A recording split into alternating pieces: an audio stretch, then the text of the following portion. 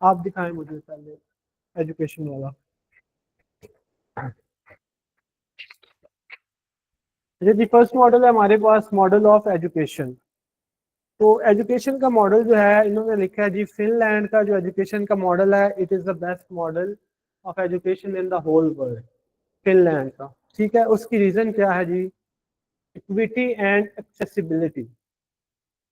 Equity and accessibility के जो education है that is equally free for all, कि हर बंदा जो है वो फ्री एजुकेशन हासिल कर सकता है। और it is complete education through till the PhD level, ऐसे ही है। वो कंप्लीट एक आपका फ्री एजुकेशन मॉडल है।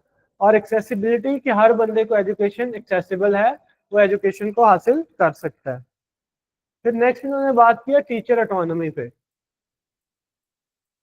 जो टीचर्स हैं दे आर हाईली क्वालिफाइड, ठीक है, और उनके पास ऑटोनॉमी है कि वो अपने हिसाब से टीचिंग मेथड को अडॉप्ट कर सकते हैं। हमारा एक बड़ा मोनोटोनस का सिस्टम है जिसमें कोई क्रिएटिविटी नहीं है। तो उन्होंने क्या किया, उन्होंने टीचर्स को ऑटोनॉमी दी है ताकि वो क्रिएटिविटी कर सके। और उनका कोई भी टीचर मास्टर्स डिग्री होल्डर से कम नहीं होता। They are masters in their qualification.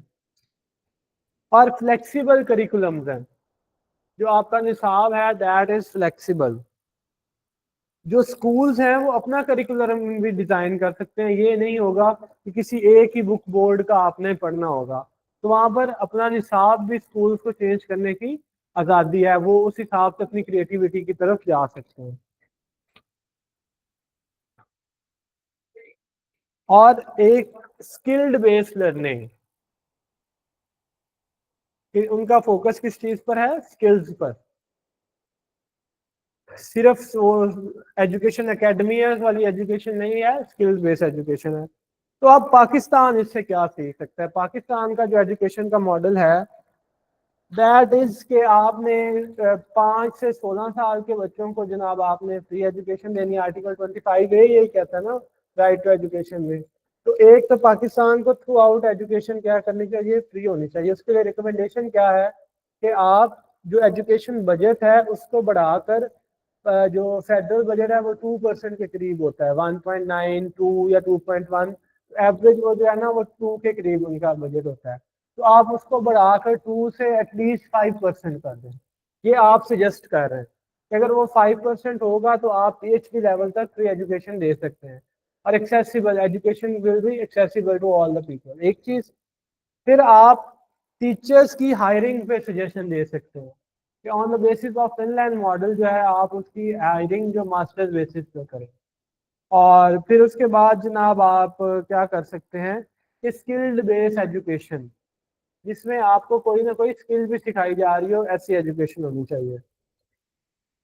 हाँ जी, हाँ जी, टैप्टा और वीटीआई हैं, लेकिन क्या वो स्कूल बेस पर काम कर रहे हैं?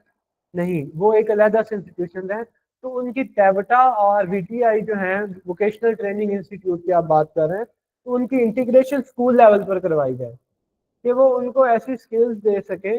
लाइक एक बंदा है, उसको आप सिर्फ अ, उसको इलेक्ट्रिशियन की आप उसको ट्रेनिंग दे दें। आजकल बाहर के मुल्कों में इलेक्ट्रिशियन की बड़ी ज़रूरतें हैं। तो आप इन लोगों को क्या करें कि एक लेक्चर डेली का उस स्किल पर होना चाहिए ताकि वो कोई ना कोई प्रॉपर लर्निंग हासिल कर सके।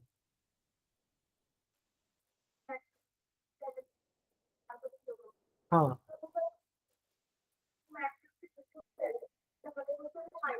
हाँ जी, वो उससे रेलिवेंट नहीं था, लेकिन हमने क्या करना है कि हम एजुकेशन सिस्टम यही चलाएंगे, लेकिन एक लेक्चर जो कि स्किल डेवलप कर दे, कि एक साल एक बच्चे को एक चीज की ट्रेनिंग दी जा रही है, ऑब्वियसली कुछ ना कुछ सीख जाएगा। नेक्स्ट ईयर उसको किसी और चीज की ट्रेनिंग दे दो तो वो कुछ ना कुछ स्किल सीखेगा। जब स्किल सीखेगा तो कुछ अच्छा हो जाएगा। तो आपने ये वाला काम करना है। तो आप फिनलैंड की जितनी भी कैरेक्टरिस्टिक्स हैं उनको पाकिस्तान में इम्प्लीमेंट करवा देंगे तो आपका एजुकेशन पे जब भी आप कोई एक भी पैराग्राफ लिख रहे हैं तो आपका पैराग्राफ बड़ा अथेंटिक किस्म का हो जाएगा। इधर दिखाएं मुझे। अब हम पुलिस का मॉडल करते हैं जी। जब सिक्योरिटी का मॉडल आएगा कि पुलिस किस तरह से काम करती है या पाकिस्तान की पुलिस कैसी है, तो पहले अगर हम पाकिस्तान की पुलिस की बात करें तो उसका सिस्टम क्या है? डिसेंट्रलाइज्ड है। आप लेक्चर के बाद ये कीजिएगा कि एक दूसरे से लेके इनकी पिक्चर्स बना लीजिएगा, ठीक है, ताकि सारों के पास आ जाए, कर जाकर आप नोट्स बना लीजिएगा। फिर पाकिस्तान में क्या है, डिसेंट्रलाइज है कि उन्होंने नीचे तक ऑटोनॉमी दी हुई है, लेकिन यूज ऑफ टेक्नोलॉजी बहुत कम है, ठीक है। और वीक लॉ इन्फोर्समेंट है, करप्शन है, और lack of community policing. Community policing आप एक कॉन्सेप्ट पढ़ेंगे क्रिमिनोलॉजी में कि वो क्या होता है कि आपके जो लोकल्स होते हैं they help police for policing, कि अगर आपको किसी बंदे को पता है कि इस घर में कुछ गलत एक्टिविटी हो रही है तो वो पुलिस को क्यों नहीं बताती।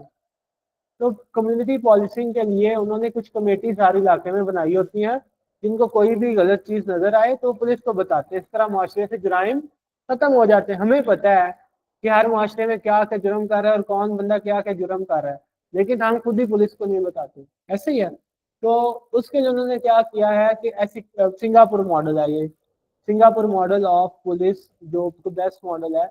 उसमें जो सबसे मजेदार चीज है वो है कम्युनिटी पॉलिसिंग, कि वो उन्होंने डिफरेंट कमेटीज बनाई हुई हैं जो अपने इलाके में काम कर रही होती हैं, ठीक है। फिर है जी यूज ऑफ टेक्नोलॉजी। वो यूज ऑफ टेक्नोलॉजी करते हैं ताकि क्विकली किसी भी चीज पर अपना वो जैसे चोर पकड़ना है तो चोर पकड़ने के लिए उसकी जियो फेंसिंग कर लेंगे, वो थंब इम्प्रेशन वगैरह जो एक सिस्टम है आपका या कुछ भी इस तरह का, तो वो जल्दी क्विकली उसको पकड़ लेते हैं टेक्नोलॉजी का यूज करके। और फिर स्ट्रिक्ट लॉज हैं वहां पर कि पुलिस का अगर कोई बंदा कोई गलत हरकत करता है तो उसके खिलाफ बड़े स्ट्रिक्ट लॉज हैं, और अकाउंटेबिलिटी भी वहां पर पुलिस वालों की है, ठीक है। तो आपने ये इस तरह से सिंगापुर मॉडल है, जब भी पुलिस रिफॉर्म्स की बात आए तो आपने अंदर एक सिंगापुर मॉडल को अडॉप्ट कर लेना, ठीक है। हाँ जी, गवर्नेंस वाला दिखाएं मुझे।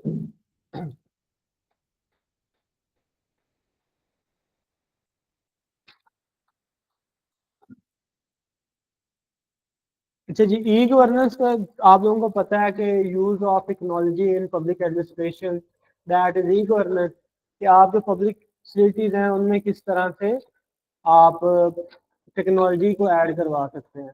तो इसका जो बेस्ट मॉडल है, काफ़ी सारे मॉडल्स हैं लेकिन जो सबसे अच्छा मॉडल है हमारे साथ रिलेटेड भी है, that is the model of India, Indian model of e governance. तो आपने इसको याद रखना है कि जब भी गवर्नेंस का नाम आए तो आपने ई इंडिया के मॉडल को याद रखना है। तो इंडिया का जो मॉडल है जी, दैट इज उन्होंने 2015 में एक कंपेन लॉन्च की जिसको हम कहते हैं digital India campaign, digital India campaign. इसका मकसद ये था कि गवर्नमेंट सर्विसेज जो थी उनको ऑनलाइन अवेलेबिलिटी शो कराई गई, जैसे टैक्स पे करना या पासपोर्ट्स के लिए अप्लाई करना या हेल्थ कंसल्टेशन लेना। तो ये सारी जो फैसिलिटीज हैं इनको डिजिटल इंडिया ने ऑनलाइन प्लेटफॉर्म पर बनवा दिया। जैसे आज हमें पाकिस्तान में पासपोर्ट बनवाना पड़े तो हमें बैंक्स की लाइन में भी धक्के खाने पड़ते हैं और पासपोर्ट ऑफिस की लाइन में भी धक्के खाने पड़ते हैं। तो अब अगर आ रहे हैं तो अच्छी बात है, लेकिन हमें इस मॉडल को अडॉप्ट करना चाहिए। अगर आ गए तो बड़ी अच्छी बात है। फिर एक उन्होंने भूमि, भूमि BHOOMI, भूमि वो कहते हैं वैसे जमीन को, वो क्या एक वर्ड यूज करते हैं, मातृभूमि, मदरलैंड के लिए, ठीक है, इस तरह का कोई वर्ड है। तो वो लैंड रिकॉर्ड मैनेजमेंट के लिए आप याद रख लें, इस वजह से बता रहा हूँ। तो land record management system Pakistan में पंजाब ने अडॉप्ट कर लिया, बाकी प्रोविंसेस ने अभी तक अडॉप्ट नहीं किया। पर तो उसमें क्या है कि आपको फार्मर्स और लैंड ओनर्स को अगर कोई भी रिकॉर्ड अपना चाहिए, जैसे बहुत सारी चीज़ें होती हैं, गिरदावरी होती है, गिरदावरी is for the possession of land, who has the possession of land, who is the owner of land, ठीक है, जिसको हम कहते हैं फर्द, उर्दू में ना उसको फर्द कहते हैं। ऑनरशिप उसको कहते हैं कि ऑनरशिप का कोई डॉक्यूमेंट जो होता है ना, डॉक्यूमेंट ऑफ ऑनरशिप, इसको फर्द कहते हैं। गिरदावरी द डॉक्यूमेंट ऑफ पोजेशन। तो इस तरह की काफी सारी चीजें होती हैं। तो पहले क्या करना पड़ता था, पटवारियों से लेनी पड़ती थी, अब वो पंजाब में वो आप लैंड रिकॉर्ड सेंटर से ले सकते हैं। तो इंडिया ने वो भी ये एक लॉन्च की थी ऐप, आपकी भूमि के नाम से, और कर्नाटका स्टेट में जनाब ये लॉन्च की गई थी। तो वहां पर आप ये अच्छे तरीके से काम कर सकते हैं। फिर एक उनकी ऐप है ई सेवा। ई सेवा, सेवा किसको कहते हैं? खिदमत। जैसे हमारे खिदमत मरकज है, वो किस लिए है? वो तो पुलिस से रिलेटेड चीजों के लिए है, लेकिन ये ई सेवा उन्होंने इसलिए यूज की कि जैसे आप बिल्स अदा करने हैं, तो बिल्स आप वहीं पर सारे पे कर सकें, बैंक वाला सिस्टम आप खत्म कर दें। तो ई सेवा में bills, property taxes, birth certificate और ये सारी जो चीजें हैं आप ई सेवा के जरिए से हासिल कर सकते हैं।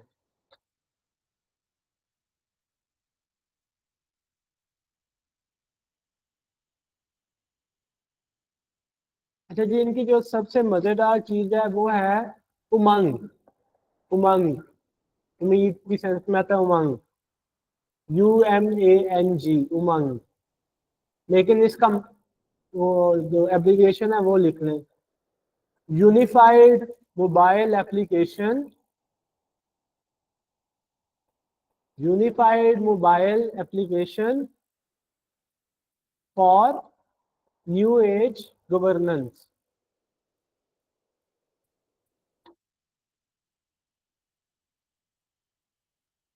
Unified mobile application for new age governance.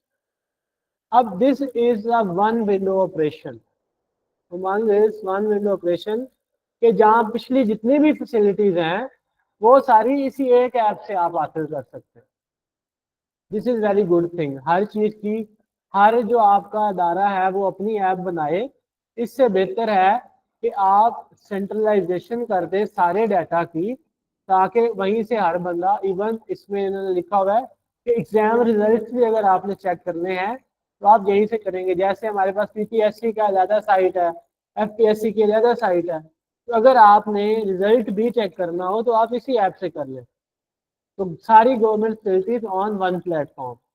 और पाकिस्तान में क्या है जी, पाकिस्तान को इसी तरह से उमंग टाइप एक एप्लीकेशन बनानी चाहिए, क्योंकि हमारे पास अब मल्टीपल एप्लीकेशन है।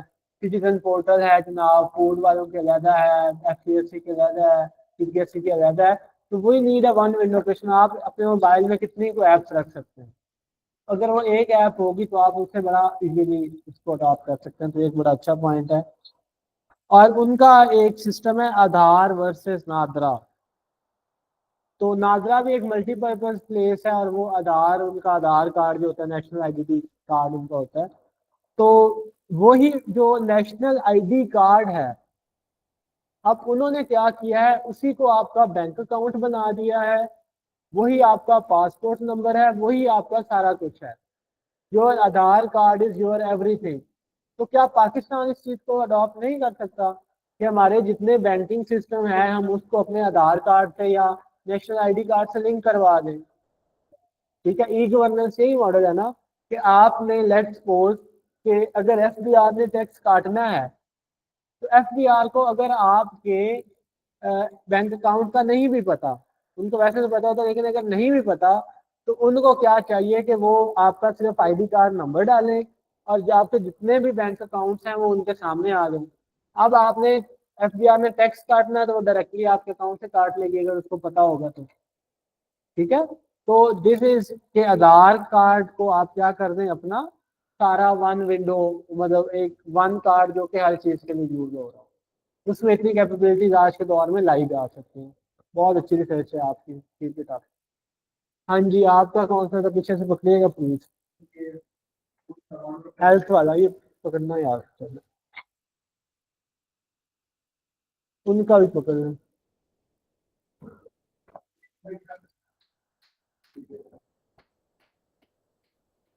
नेक्स्ट है जी मॉडल ऑफ हेल्थ।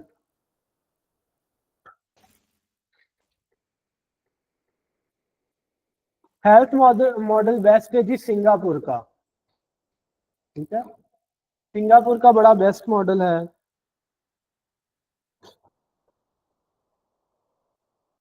इसमें जो दो सबसे मजेदार फीचर हैं, एक आपका है यूनिवर्सल हेल्थ कवरेज।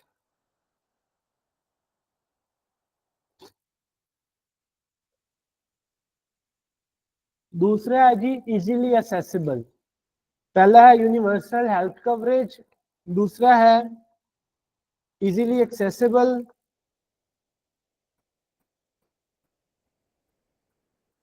थर्ड है जी एम्फसिस ऑन प्रिवेंटिव केयर।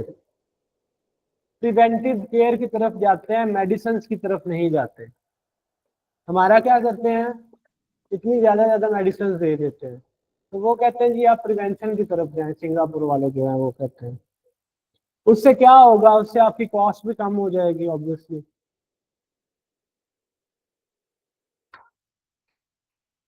अच्छा जी, फिर आपकी जो फंडिंग है that is based upon governmental subsidy. Funding कहाँ से आती है इस हेल्थ सिस्टम के लिए? गवर्नमेंट सब्सिडी से आती है, टैक्सेस से आती है, और इंडिविजुअल्स से भी आती है।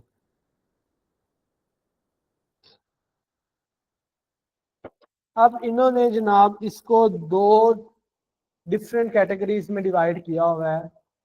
एक है जी मेडी शील्ड लाइफ, मेडी शील्ड लाइफ, MEDI, मेडी शील्ड लाइफ। अब ये दो डिफरेंट टाइप से आप समझ लें कार्ड हैं। मेडिशील्ड लाइफ एक कार्ड है जो कि आपके बिग एक्सपेंसेस जो होते हैं ना, लाइक आपने हार्ट की सर्जरी करवानी है या ब्रेन सर्जरी है या जो बड़े बड़े एक्सपेंसेस हैं मामलात में, तो वो आपकी कौन करेगा?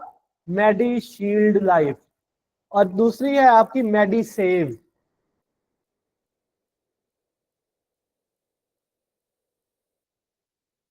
ये आपके जो इंडोर और आउटडोर जो पेशेंट्स होते हैं ना, जो आपकी बेसिक जैसे नजला जुकाम बुखार या छोटे हेडेक वगैरह, जिस तरह के छोटे छोटे जिनके बिल्स होते हैं ना, वो उन्होंने लिमिटेशन सेट की हुई होगी कि इससे बड़ा बिल मेडिशील्ड लाइफ में जाएगा और इससे छोटा बिल जो है वो मेडिसेव में जाएगा। तो आपने जो थोड़े अरसे के लिए कोई एडमिट हो रहा है तो वो मेडिसेव में जाएगा, लेकिन जिसपे क्रोनिक डिजीज होगी वो मेडिशील्ड में चला जाएगा, मेडिशील्ड लाइफ। तो ये आपका जनाब मॉडल है इसका हेल्थ का। फिर इसके बाद आपका आ जाता है जी मॉडल ऑफ लोकल बॉडीज।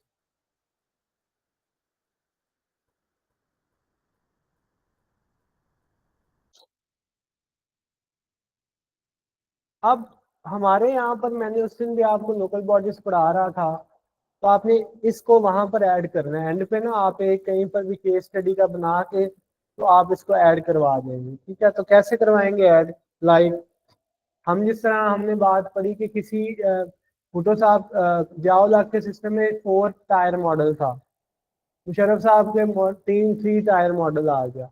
तो ये क्या कहते हैं, ये कहते हैं जी there is a single tier model. ठीक है, पहले था 2 टायर मॉडल, अब है सिंगल टायर मॉडल। लेकिन इन्होंने एक काम किया है, इन्होंने ये काम किया है कि एक तो बड़े बड़े मेट्रोपॉलिटन सिटीज हैं, जैसे आपका लाहौर कराची या फैसलाबाद है, दीज आर मेट्रोपॉलिटन सिटीज। ठीक है, तो इन्होंने एक मेट्रोपॉलिटन काउंसिल बना दी। ठीक है, जो कि आपकी बड़ी सिटीज को डील करती है।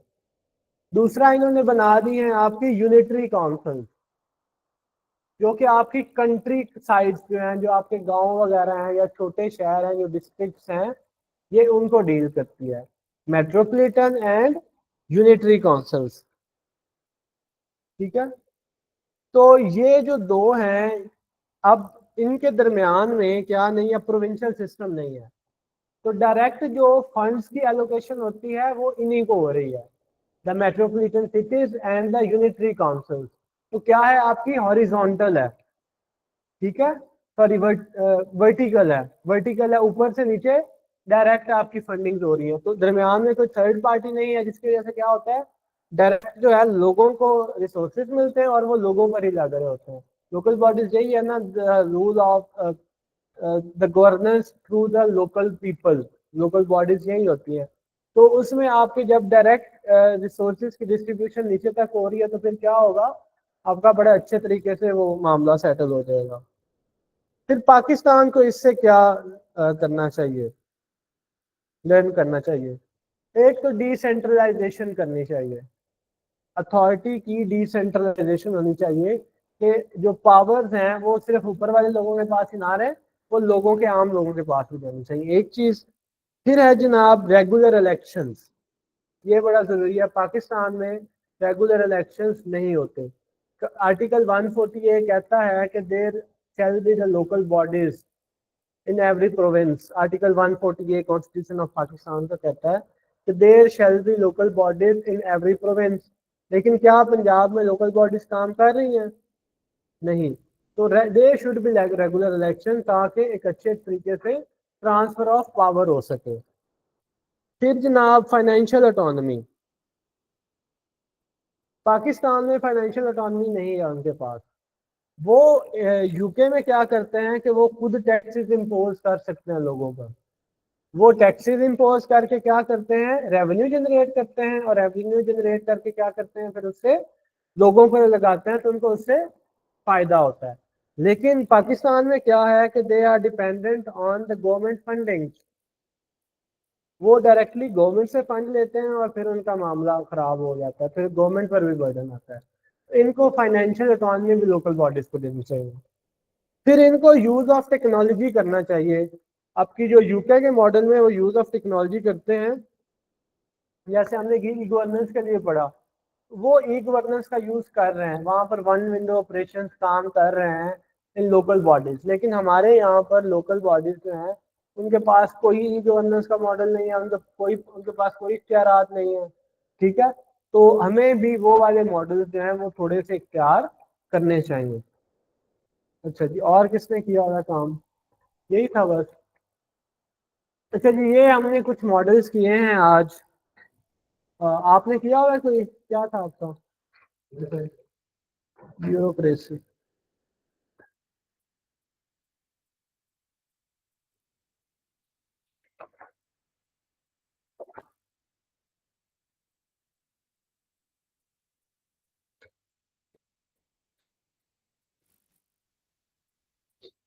अच्छा जी, इन्होंने जो यूके का ब्यूरोक्रेटिक मॉडल है वो ही किया होगा है। लेकिन वो बेस्ट मॉडल ऑफ ब्यूरोक्रेसी है, हमने उसी को इनहेरेंट किया है। लेकिन उसमें कुछ थोड़े से फर्क हैं, मैं आपको वो बता देता हूँ। जैसे हमारे में एक जर्नलिस्ट का कॉन्सेप्ट है, जर्नलिस्ट और स्पेशलिस्ट का। तो हमारे जो ज्यादातर ब्यूरोक्रेट्स हैं दे आर जर्नलिस्ट, जैसे they are fit for every job. Journalist यही होता है ना, जनरल चीज, कि आप एक बंदे को किसी भी महकमे में भेजें तो गवर्नेंस कर लेगा, हमारा यही कॉन्सेप्ट है।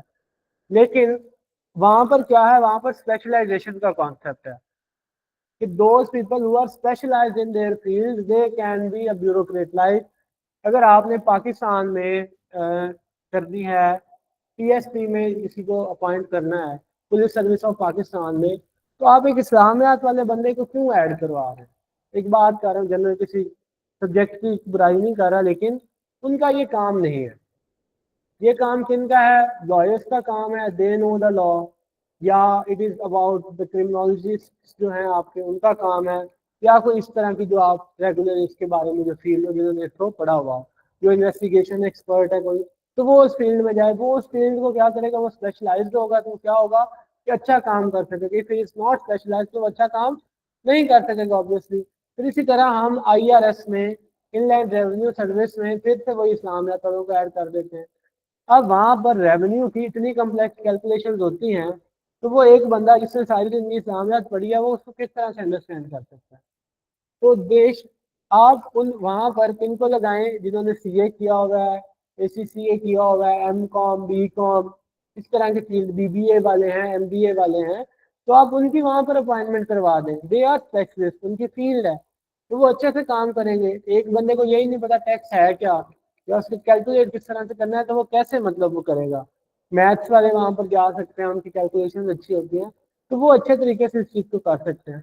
फिर इस तरह लॉयर्स हैं लाइक, तो वो टैक्सेशन लॉ को समझते हैं एटलीस्ट, उस वजह से भी वो वहां पर काम कर सकते हैं। तो स्पेशलाइज पर्सन वहां पर, स्पेशलिस्ट लोग स्पेशलिस्ट जॉब के लिए होते हैं।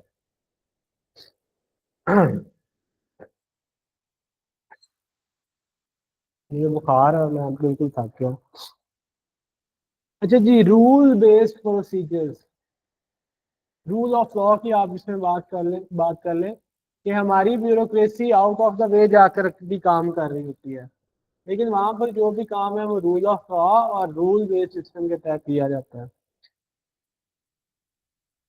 अकाउंटेबिलिटी एंड ट्रांसपेरेंसी, वहां पर बहुत ज्यादा अकाउंटेबिलिटी है, हमारे यहाँ अकाउंटेबिलिटी और ट्रांसपेरेंसी नहीं है।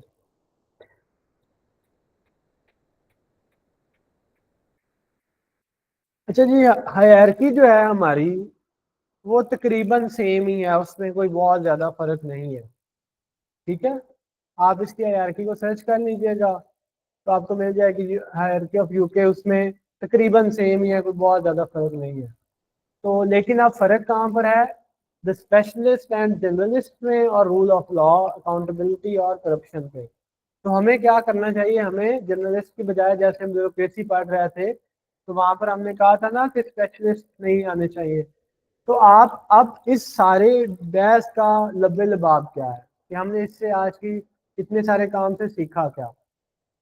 आप गवर्नेंस मॉडल पढ़ रहे हैं, ठीक है, या पब्लिक फैसिलिटीज पे कोई क्वेश्चन आ गया, पब्लिक सर्विस पे कोई क्वेश्चन आ गया, तो उसमें आपने ये सारे महकमे डिस्कस करने हैं कि how can you improve health, how can you improve the police service security, how can you improve the education.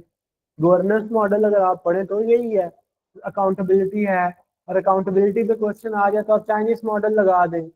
Chinese model क्या कहता है, करप्शन का चाइनीज मॉडल वो कहता है कि there should be death penalty for the corrupt practices.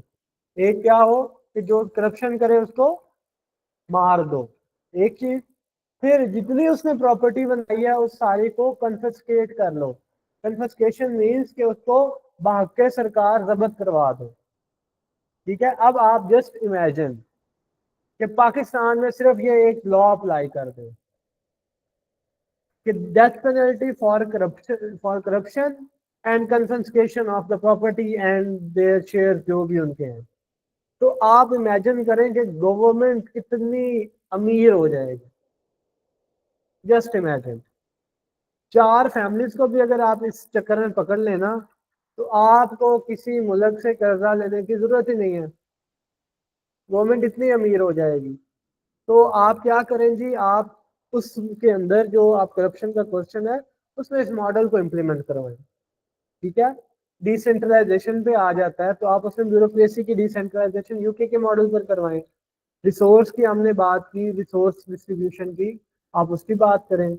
तो जिस क्वेश्चन में जो मॉडल अडॉप्ट होता है आप उसको अप्लाई करें, साथ एक थ्योरी को ऐड करें। जैसे हम अगर बात करें, हमने एक बात की अभी पुलिस सिस्टम की, तो उसमें कौन सी है आपकी community policing, that is based on the principle of new public management, जिसमें आपके पीपल्स और आपके जो गवर्नमेंट है वो मिलकर पॉलिसी मेकिंग करते हैं या मिलकर काम करते हैं। तो आप कम्युनिटी पॉलिसिंग के concept is based on the new public management, तो आप उसकी बात कर लें। तो इस तरह से आप हर हर क्वेश्चन के अंदर आपके पास एक नए आर्गूमेंट्स आ गए।